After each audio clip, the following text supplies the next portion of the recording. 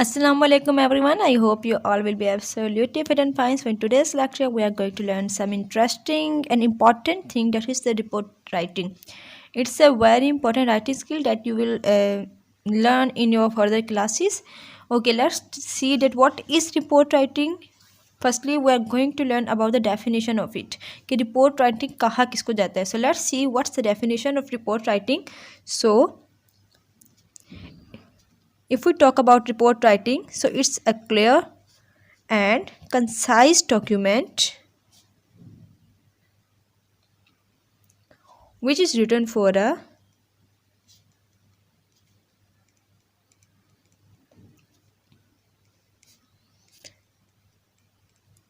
particular purpose for audience. ठीक है, तो हमारे पास रिपोर्ट राइटिंग क्या होती है, ये इस तरीके का मतलब हमारे पास डॉक्यूमेंट है जो किसी भी इवेंट के मुतालिक लिखा जाता है उसकी पर्टिकुलर इन्फॉर्मेशन देने के लिए. ठीक है, देखिए अगर हम रिपोर्ट का मतलब निकालें तो रिपोर्ट का मतलब ये होता है क्या हुआ, कब हुआ, कैसे हुआ, इस सबको लिखना किसमें, रिटन फॉर्म के अंदर.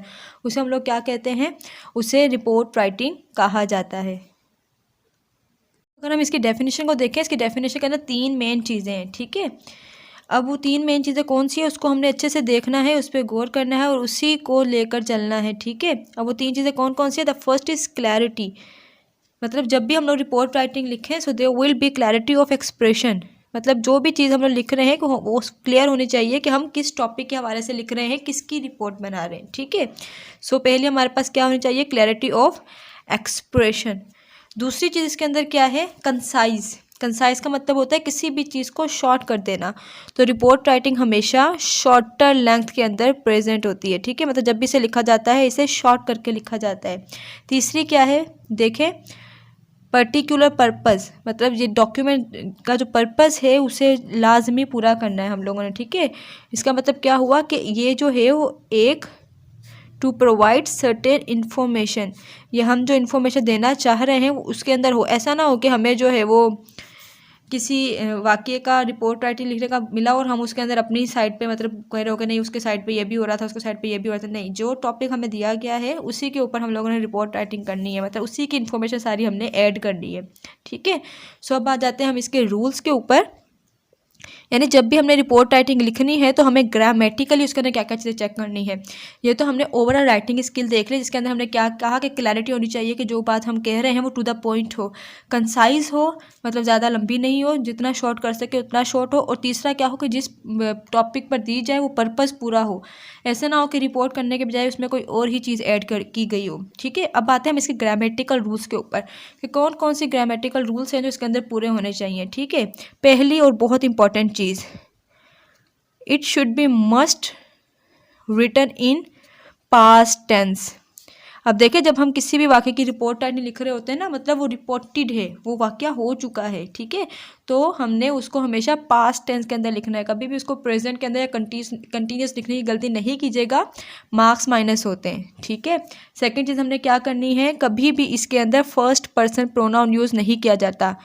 Never use first person pronoun. अब जिन्होंने भी ग्रामर पढ़ी हुई है तो इनको इसका मतलब पता होगा. फर्स्ट पर्सन प्रोनाउन के अंदर कौन कौन से प्रोनाउन है, आई एंड वी.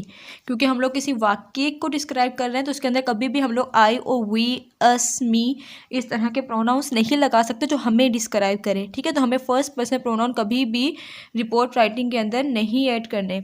और इसके अंदर मोस्टली अगर आप लोगों ने स्पीचेस पढ़ी हो तो वो 2 तरह की होती हैं, डायरेक्ट और इनडायरेक्ट.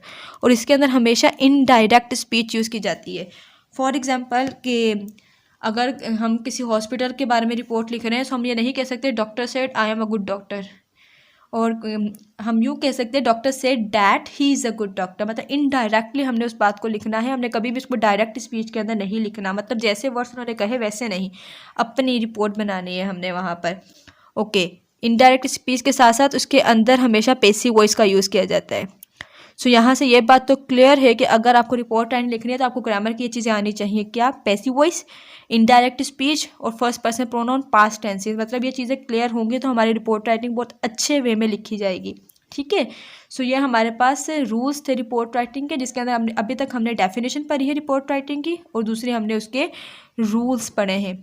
अब बात जाते हैं हम इसके फॉर्मेट के ऊपर कि रिपोर्ट राइटिंग का फॉर्मेट क्या है, मतलब किस किस वे के अंदर रिपोर्ट राइटिंग का मतलब फॉर्मेट बनता है। याद रखिएगा फॉर्मेट लेटर, समरी, प्रीसी, जो भी हम लोग चीज़ें लिखते हैं उसके लिए फॉर्मेट सबसे इंपॉर्टेंट होता है किसी भी राइटिंग स्किल्स के अंदर।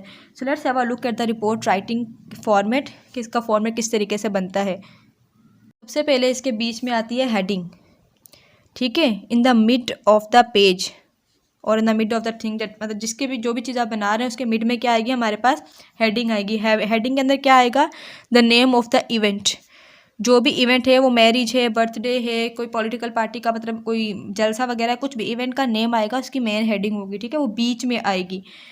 साइड पे क्या होगा, जिसने भी रिपोर्टेड किया होगा, यानी रिपोर्ट करने वाली अगर मैं हूँ तो मेरा नेम, ठीक है, यहाँ पे क्या आएगा, रिपोर्ट करने वाले का नेम, कहाँ पर, राइट साइड के ऊपर, ठीक है। फिर लेफ्ट साइड के ऊपर क्या आएगा, वो प्लेस, कौन सी प्लेस, ये नहीं कि मैं कहाँ पे रहती हूँ, वो प्लेस जहाँ पे वो इवेंट हुआ है, ठीक है, वो इवेंट किसी पार्क में हुआ है, किसी हॉस्पिटल में हुआ है, मतलब किसी हॉल में हुआ है, किसी होटल में हुआ है, उस प्लेस की जगह, ठीक है। फिर आएगी डेट, मतलब किस डेट के ऊपर, ये भी इवेंट की डेट, ठीक है, किस डेट के ऊपर वो इवेंट रखा गया था, ठीक है। तो ये हमारे पास मेन फॉर्मेट है, इसके बीच में हेडिंग, राइट साइड पे नाम रिपोर्ट करने वाले का, अगर मैं रिपोर्ट कर रही हूँ तो मैं अपना नाम लिखूंगी, ठीक है।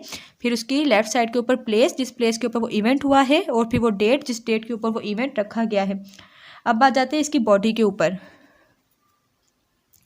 बॉडी मतलब ये हिस्सा, ये वाला पार्ट नीचे वाला, कि मतलब इसको हमने किस किस चीज़ों के ऊपर करना है। सबसे पहले बॉडी के अंदर क्या बनेगा, इसका इंट्रोडक्शन होगा, यानी जो भी इवेंट है हमने डिस्क्राइब करना है, किसने ऑर्गेनाइज किया, कैसे हुआ, कैसे नहीं हुआ, ठीक है। तो इंट्रोडक्शन की जो पहली लाइन है उसके अंदर आपने गौर करना है या देखना है, आपने बताना है कि what was the event, event था क्या। ऐसे ना हो कि मतलब कोई पॉलिटिकल पार्टी का जलसा हो और हम किसी की बर्थडे पर आके बैठ गए हो, ठीक है। सो हमने पहले लिखना है कि इवेंट क्या था, उसका नेम, ठीक है। फिर हमने लिखना है हु कंडक्टेड इट, यानी इसको लेने वाला कौन था, इसको करने वाला कौन था, ऑर्गेनाइजर कौन थे इसके। सही, इंट्रोडक्शन के अंदर बात कर रही हूँ। फर्स्ट लाइन में ये होता है, सेकंड लाइन में इसकी ये होता है, इसकी थर्ड लाइन में होता है कि when it was conducted, when was it conducted, यानी इसको कब कंडक्ट किया गया था। इसकी चौथी लाइन के अंदर क्या होता है, वेयर वाज इट कंडक्टेड, यानी इसकी जगह कहाँ पर थी। मतलब फॉर एग्जांपल मैंने लिखना है किसी भी चीज़ के ऊपर टॉपिक्स में लिखूंगी, दिस वाज, मतलब this programme was the welfare of for the women, मतलब लड़कियों की जो थे वुमेन की वेलफेयर के लिए था। कंडक्टेड बाय मतलब फ्ला फ्ला पर्सन का नाम, ठीक है। कंडक्टेड ऑन सैटरडे और मंडे, इस तरह से डेट। फिर इन द पब्लिक पार्क, मतलब उस पार्क का नाम, इस तरीके से, ठीक है। क्या था इवेंट, किसने किया, कब किया और कहाँ किया, मतलब इसे लाइन बाय लाइन जो है वो इसका इंट्रोडक्शन हम लोग ऐड करते हैं। उसके बाद इसकी बॉडी के अंदर मतलब इसकी मतलब ये सब कुछ ऐड करने के बाद हम नीचे आते हैं मेन कंटेंट के ऊपर। ये थोड़ी सी लेंथी साइड होती है, मतलब ये सेकंड पैराग्राफ होगा इसका, ठीक है, जिसके अंदर हम लोग लिखेंगे, मतलब सब डिटेल लिख देंगे इसके अंदर कि क्या क्या हुआ, कैसे हुआ, ठीक है। मतलब उसी को हम लोगों ने क्या करना है, डिटेल के अंदर लिखना है, मतलब कि इवेंट स्टार्ट कैसे हुआ और उस इवेंट की हाईलाइट क्या क्या थी, ठीक है। मेन इवेंट के अंदर क्या होगा, स्टार्ट कैसे हुआ, स्टार्टिंग पॉइंट क्या था और उसके अंदर क्या क्या चीज़ें हाईलाइट्स के अंदर आ रही थी, ठीक है। ये उसका सेकंड पैराग्राफ, और लास्ट के अंदर आता है उसका कंक्लूजन। सही, उसके कंक्लूजन के अंदर क्या होगा, summarise the end of event with a particular note, positive note. आपने उस पूरे इवेंट को एंड करना है एक पॉजिटिव नोट के साथ। पॉजिटिव नोट मतलब overall it was a good event, people learn so many things and it was good for the women, ये औरतों के लिए अच्छे था, लोगों ने इसके लिए बारे में बहुत कुछ सीखा। इस तरीके से आपको एक पॉजिटिव नोट बनाना है, ठीक है। So this was all about the format of the report writing. कि आपको कम्प्लीटली क्लियर हो गया होगा। इंस्टेड ऑफ डेट अगर आपको अभी भी कोई क्यूरी महसूस हो रही है उसके अंदर, so I can share the format of report writing, मतलब एग्जाम्पल के तौर के ऊपर मैं इसका फॉर्मेट शेयर कर सकती हूँ आप लोगों के साथ। Instead of that, if you have any query, any question, any problem, you may ask any time, I am available for you. अपना बहुत सारा ख्याल रखिएगा। अल्लाह हाफिज़। इंशाल्लाह in the next video I will share some more writing skills with you.